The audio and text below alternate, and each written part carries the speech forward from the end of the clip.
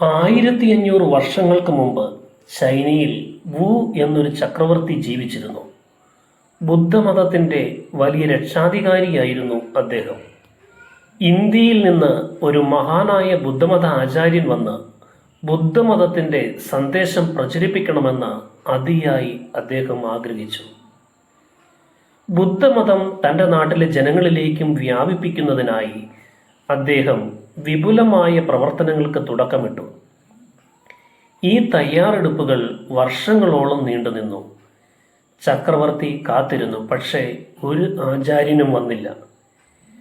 അങ്ങനെയിരിക്കെ ഒരു ദിവസം ചക്രവർത്തിക്ക് 60 വയസ്സ് കഴിഞ്ഞപ്പോൾ 2 മഹാന്മാരും സമ്പൂർണ്ണ പ്രബുദ്ധരുമായ ഗുരുക്കന്മാർ ഹിമാലയം കടന്ന് ചൈനയിൽ വന്ന് സന്ദേശം പ്രചരിപ്പിക്കുമെന്ന സന്ദേശം അദ്ദേഹത്തിന് ലഭിച്ചു. അത് വലിയ ആവേശമുണ്ടാക്കുകയും അവരുടെ വരവ് പ്രതീക്ഷിച്ച് ചക്രവർത്തി ഒരു വലിയ ആഘോഷം ഒരുക്കുകയും ചെയ്തു. ഏതാനും മാസത്തെ കാത്തിരിപ്പിന് ശേഷം ചൈനീസ് രാജ്യത്തിൻ്റെ അതിർത്തിയിൽ 2 പേർ പ്രത്യക്ഷപ്പെട്ടു. അവർ ബോധിധർമ്മനും അദ്ദേഹത്തിൻ്റെ ശിഷ്യന്മാരിൽ ഒരാളുമായിരുന്നു. ദക്ഷിണേന്ത്യയിലെ പല്ലവ രാജ്യത്തിൽ രാജകുമാരനായാണ് ബോധിധർമ്മൻ ജനിച്ചത്. കാഞ്ചീപുരത്തെ രാജാവിൻ്റെ മകനായിരുന്നു അദ്ദേഹം. എന്നാൽ ചെറുപ്പത്തിൽ തന്നെ രാജ്യം ഉപേക്ഷിച്ച് സന്യാസിയായി. 22-ാം വയസ്സിൽ അദ്ദേഹം പൂർണ്ണമായി പ്രബുദ്ധനായി. അപ്പോഴാണ് അദ്ദേഹത്തെ ചൈനയിലേക്ക് ദൂതനായി അയച്ചത്. അദ്ദേഹത്തിൻ്റെ ആഗമന വിവരമറിഞ്ഞ നിമിഷം വു ചക്രവർത്തി തന്നെ തൻ്റെ സാമ്രാജ്യത്തിൻ്റെ അതിർത്തിയിൽ വൻ സ്വീകരണമൊരുക്കി കാത്തിരുന്നു. ദീർഘദൂര യാത്രയിൽ ക്ഷീണിതരായി ഈ സന്യാസിമാർ വന്നപ്പോൾ വു ചക്രവർത്തി ഇരുവരെയും നോക്കി നിരാശനായി. ഒരു പ്രബുദ്ധ മനുഷ്യൻ വരുമെന്നാണ് അദ്ദേഹത്തോട് പറഞ്ഞിരുന്നത്. അതിനാൽ അദ്ദേഹം എന്തൊക്കെയോ പ്രതീക്ഷിച്ചിരിക്കുകയായിരുന്നു. പക്ഷേ ഇത് 22 വയസ്സുള്ള ഒരാൺകുട്ടിയായിരുന്നു. പർവ്വതങ്ങളിൽ ഏതാനും മാസത്തെ യാത്രകളാൽ ക്ഷീണിതനായ ബോധിധർമ്മൻ ശരിക്കും അത്ര ആകർഷണീയനുമായിരുന്നില്ല. ചക്രവർത്തി നിരാശനായി. പക്ഷേ നിരാശ അടക്കി വെച്ച് അദ്ദേഹം 2 സന്യാസിമാരെയും സ്വാഗതം ചെയ്തു. അദ്ദേഹം അവരെ തൻ്റെ പാളയത്തിലേക്ക് ക്ഷണിക്കുകയും അവർക്ക് ഇരിപ്പിടവും ഭക്ഷണവും വാഗ്ദാനം ചെയ്യുകയും ചെയ്തു. പിന്നീട് കിട്ടിയ ആദ്യ അവസരത്തിൽ തന്നെ ചക്രവർത്തി ബോധിധർമ്മനോട് ചോദിച്ചു, "ഞാൻ അങ്ങയോടൊരു ചോദ്യം ചോദിക്കട്ടെ?" ബോധിധർമ്മൻ പറഞ്ഞു, "എല്ലാ വിധത്തിലും." വു ചക്രവർത്തി ചോദിച്ചു, "ഈ സൃഷ്ടിയുടെ ഉറവിടം എന്താണ്?" ബോധിധർമ്മൻ അദ്ദേഹത്തെ നോക്കി ചിരിച്ചുകൊണ്ട് പറഞ്ഞു, "എന്തൊരു വിഡ്ഢി ചോദ്യമാണിത്, മറ്റെന്തെങ്കിലും ചോദിക്കൂ."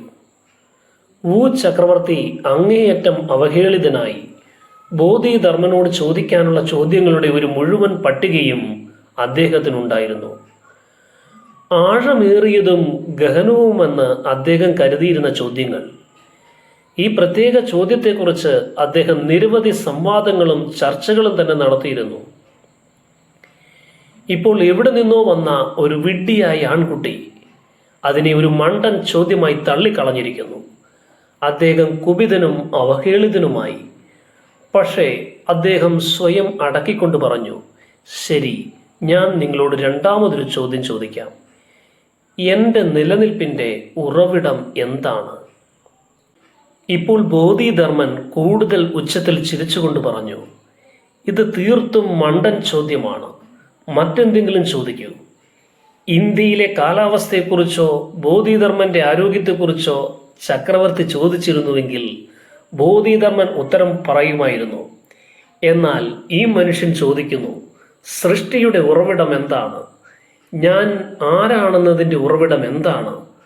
അദ്ദേഹം ഇത് അവഗണിച്ചു. ഇപ്പോൾ വു ചക്രവർത്തി ശരിക്കും കുപിതനായി. പക്ഷെ അദ്ദേഹം സ്വയം നിയന്ത്രിച്ചുകൊണ്ട് മൂന്നാമത്തെ ചോദ്യം ചോദിച്ചു. തൻ്റെ ജീവിതത്തിൽ താൻ ചെയ്ത നല്ല കാര്യങ്ങളുടെയും ഒരു പട്ടിക തയ്യാറാക്കി. താൻ എത്ര ആളുകൾക്ക് ഭക്ഷണം നൽകി, എന്തെല്ലാം കാര്യങ്ങൾ ചെയ്തു, എന്തെല്ലാം ജീവകാരുണ്യ പ്രവർത്തനങ്ങൾ ചെയ്തു. ഒടുവിൽ അദ്ദേഹം പറഞ്ഞു, ധർമ്മം പ്രചരിപ്പിക്കുവാൻ, ബുദ്ധന്റെ സന്ദേശം പ്രചരിപ്പിക്കുവാൻ ഞാൻ നിരവധി ധ്യാന ഹാളുകളും 100 കണക്കിന് ഉദ്യാനങ്ങളും നിർമ്മിച്ചു. ആയിരക്കണക്കിന് വിവർത്തകരെ പരിശീലിപ്പിച്ചു. ഈ ക്രമീകരണങ്ങളെല്ലാം ഞാൻ ചെയ്തിട്ടുണ്ട്. എനിക്ക് മുക്തി ലഭിക്കുമോ? ഇപ്പോൾ ബോധിധർമ്മൻ ഗൗരവത്തോടെ എഴുന്നേറ്റ് നിന്ന് അദ്ദേഹത്തിൻ്റെ വലിയ കണ്ണുകൾ കൊണ്ട് ചക്രവർത്തിയെ തുറച്ചു നോക്കിക്കൊണ്ട് പറഞ്ഞു, എന്ത്? നിങ്ങൾക്ക് മുക്തിയോ? നിങ്ങൾ 7ാമത്തെ നരകത്തിൽ ദഹിപ്പിക്കപ്പെടും. അദ്ദേഹം ഉദ്ദേശിച്ചത് ബുദ്ധമത ജീവിത രീതി അനുസരിച്ച് മനസ്സിന് 7 തലങ്ങളുണ്ട്. ആവശ്യമുള്ളത് മാത്രം ചെയ്യുന്നതിന് പകരം ഒരു മനുഷ്യൻ എന്തെങ്കിലും ചെയ്ത് അതിൻ്റെ കണക്കുകൾ സൂക്ഷിക്കുന്നുവെങ്കിൽ, ഞാൻ ആർക്കൊക്കെ വേണ്ടി എത്രമാത്രം ചെയ്തു എന്നതിൻ്റെ കണക്കുകൾ സൂക്ഷിക്കുകയാണെങ്കിൽ അയാൾ മനസ്സിൻ്റെ ഏറ്റവും താഴ്ന്ന തലത്തിലാണ്. അയാൾ അനിവാര്യമായും കഷ്ടപ്പെടും. കാരണം അയാളുടെ പ്രവൃത്തികൾക്ക് പകരമായി ആളുകൾ അയാളോട് നന്നായി പെരുമാറുമെന്ന് പ്രതീക്ഷിക്കുന്നു. അവർ തന്നോട് നന്നായി പെരുമാറുന്നില്ലെങ്കിൽ അയാൾ മാനസികമായി പീഡിപ്പിക്കപ്പെടും. അത് 7ാം നരകമാകും എന്നാണ് ബോധിധർമ്മൻ ഉദ്ദേശിച്ചത്. എന്നാൽ വു ചക്രവർത്തിക്ക് ഇതൊന്നും മനസ്സിലായില്ല. അദ്ദേഹം രോഷാകുലനായി ബോധിധർമ്മനെ തൻ്റെ സാമ്രാജ്യത്തിൽ നിന്ന് പുറത്താക്കി. ബോധിധർമ്മനെ സംബന്ധിച്ചിടത്തോളം ഇതൊരു വ്യത്യാസവും വരുത്തിയില്ല. അകത്തോ പുറത്തോ എന്നത്, അത് രാജ്യമാണോ പർവ്വതമാണോ എന്നത് അദ്ദേഹത്തിന് പ്രശ്നമായിരുന്നില്ല. തൻ്റെ യാത്ര അദ്ദേഹം തുടർന്നു. എന്നാൽ വു ചക്രവർത്തി തൻ്റെ ജീവിതത്തിലെ ഒരേയൊരു അവസരം നഷ്ടപ്പെടുത്തുകയാണ് ചെയ്തത്. സെൻ ചൈനയിലേക്ക് കൊണ്ടുവന്നത് ബോധിധർമ്മനായിരുന്നു. ഗൗതമ ബുദ്ധൻ ധ്യാനം പഠിപ്പിച്ചു. 100 കണക്കിന് വർഷങ്ങൾക്ക് ശേഷം ബോധിധർമ്മൻ ധ്യാനിനെ ചൈനയിലേക്ക് കൊണ്ടുപോയി. അവിടെ അത് ചാൻ ആയി മാറി. ഈ ചാൻ ഇന്തോനേഷ്യ, ജപ്പാൻ, മറ്റു വിദൂര കിഴക്കൻ ഏഷ്യൻ രാജ്യങ്ങൾ എന്നിവിടങ്ങളിലേക്ക് പോയി. അവിടെ അത് സെൻ ആയി മാറി. വു ചക്രവർത്തി അദ്ദേഹത്തെ സാമ്രാജ്യത്തിൽ നിന്ന് പുറത്താക്കിയ ശേഷം ബോധിധർമ്മൻ മലകളിലേക്ക് പോയി. അവിടെ അദ്ദേഹം കുറച്ച് ശിഷ്യന്മാരെ കൂട്ടി പർവ്വത ഗുഹകളിൽ ധ്യാനിക്കുമായിരുന്നു.